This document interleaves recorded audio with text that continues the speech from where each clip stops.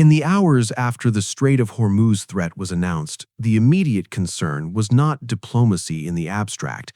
It was what a disruption to one of the world's most important energy choke points could mean for shipping, fuel costs, and the prices people pay at home. According to the reporting provided, the U.S. announced a blockade or partial blockade after Iran talks collapsed, with the stated aim of pressuring Tehran by restricting maritime traffic tied to Iranian ports. CENTCOM said implementation would begin on April 13th at 10 a.m. ET, and later coverage said the focus was narrowed to vessels linked to Iranian ports rather than every ship in the strait. That shift matters because the action is not being described as symbolic. It is a direct attempt to interfere with maritime traffic, and the economic consequence is straightforward. When shipping through a major energy route becomes uncertain, markets react. Even a partial disruption can affect global oil shipping and prices, which is why the story reaches far beyond the Gulf and into ordinary household budgets. For viewers paying for gas, groceries, utilities, rent, or mortgages, the first effect is pressure. Oil market volatility can ripple outward into transportation costs and broader consumer prices, and that is why this kind of move is watched so closely by people who may never follow Middle East policy day to day. The warning signs were already visible in the way the threat was framed. The stated purpose was to cut Iran's oil revenue, and the reporting says the move came after negotiations failed. That means the policy was not presented as a routine security measure. It was a pressure tactic designed to force a response, while also carrying the risk of wider regional and economic escalation. Iran's reaction showed how quickly a maritime confrontation can harden into a larger standoff. Iranian officials dismissed the threat as unrealistic and warned of retaliation, with state media calling it ridiculous and funny, and military leaders warning they would respond strongly. That response matters economically because the more both sides treat the strait as a battleground, the less predictable shipping becomes for everyone depending on stable supply chains. The reason the Strait of Hormuz keeps drawing attention is simple. It is one of the world's most important energy choke points. That means pressure there does not stay local. It moves through shipping lanes, insurance risk, market pricing, and eventually into the everyday costs that households and businesses see later. The reporting also shows that this was not treated as an isolated event. Coverage said some Iran-linked ships still crossed the strait, while China condemned the move as dangerous and irresponsible. Those details underline a broader pattern. The threat did not settle the situation, and it did not remove the uncertainty around maritime traffic. What remains now is a tense situation with unresolved pressure points. The blockade threat is being described as a coercive move with real escalation risk, and the consequences are still centered on shipping risk and oil market volatility. For regular people, that means the story is less about rhetoric and more about whether a major energy route stays stable enough to keep prices and supply predictable. The first layer of impact is shipping.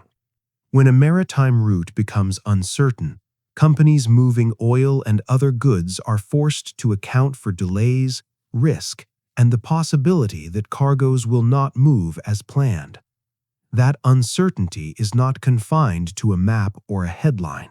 It becomes part of how supply is managed, how contracts are priced, and how costs are passed along. The second layer is energy pricing.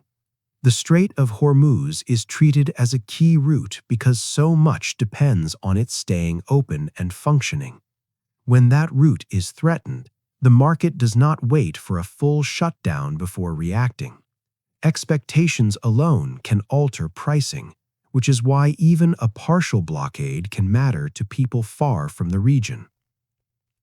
The third layer is household cost pressure. Fuel prices are often one of the first places people notice international disruption. But the effect does not stop there. Transportation costs can affect the movement of goods, and broader consumer prices can reflect that strain later. That is what makes a conflict over shipping lanes relevant to middle-class families that are not directly involved in the dispute. The political logic behind the move also matters, because it helps explain why markets took it seriously. The reporting says the blockade, or partial blockade, was announced after talks with Iran collapsed. That timing suggests the move was tied to a failed diplomatic track, not a routine operational adjustment. In practical terms, when diplomacy fails and pressure rises, the commercial side of the story becomes more fragile.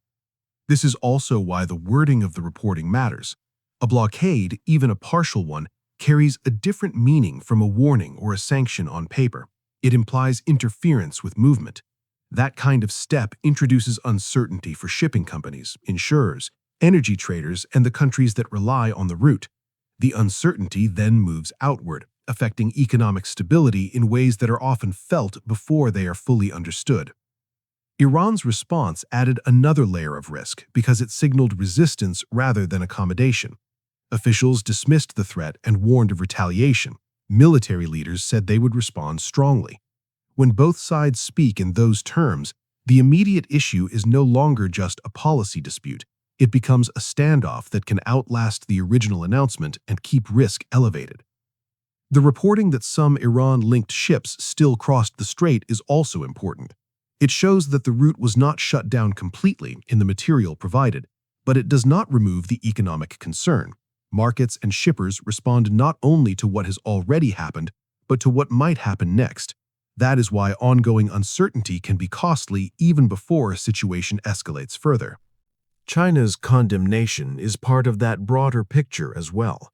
When a major outside power describes the move as dangerous and irresponsible, it signals concern that the issue is not just bilateral.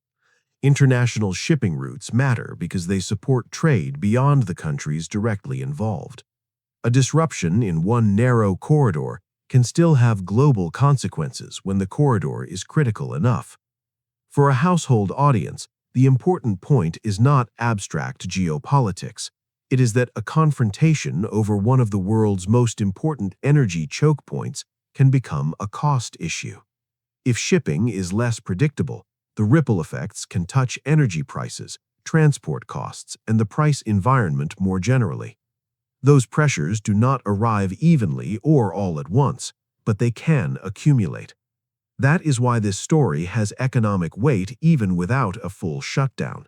The reported move was framed as pressure on Tehran, but pressure in a key shipping lane is never contained neatly to one side. The effects spread through markets that price risk quickly, and through supply chains that depend on stability. There is also a difference between a tactical announcement and the reality of carrying it out. The reporting says CENTCOM gave an implementation time, but later coverage narrowed the focus.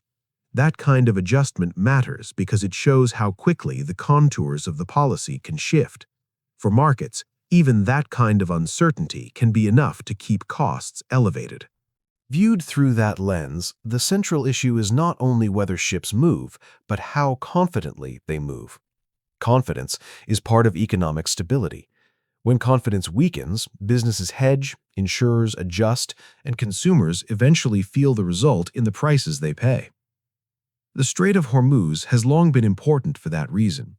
It is not just a point on a map, it is a pressure point in the global economy. When that point is threatened, the effect is not limited to diplomatic statements or military posture. It is measured in the cost of moving oil, the risk of delays, and the possibility of broader price pressure. That is what makes the current standoff more than a headline. It is a reminder that international conflict often reaches households through supply chains and energy markets first. A decision made in response to a failed negotiation can become a condition that affects fuel, freight, and ultimately day-to-day spending. The current reality, based on the reporting provided, is a tense and unresolved situation. The blockade threat remains a coercive move with real escalation risk. The Strait of Hormuz remains central to the economic story because shipping risk and oil market volatility are still the main consequences being described. For regular people, the significance is clear. When a major energy route is put under pressure, the cost is not confined to the countries directly involved. It moves outward through the economy and into the prices that households and businesses have to absorb.